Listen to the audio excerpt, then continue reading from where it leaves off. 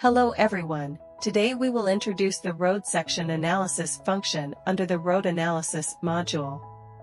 The basic section analysis process is as follows: creating section engineering, adding section design data, calculating section measurement data, section parameters calculation, section export. Additional can also cut point cloud and multi-stage section comparison.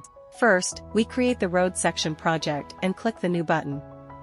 In the pop-up dialog box, select the project management file save location, name the file name, select the good path, and automatically create an empty default project.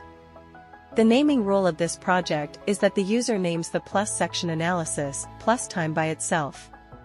Create a default engineering that contains design data and measurement data groups.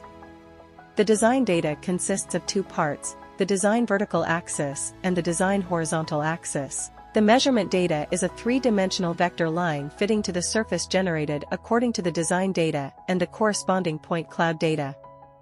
In the section data management bar, you can click New to create a new project again, or you can add a new measurement data group to the project. If you want to delete the project, then click on the corresponding project item and then click on Delete. In Settings, you can modify the prefix and suffix of the section name. Right-click on the project name and you can also activate, delete, new, and other operations, so that the section project is created.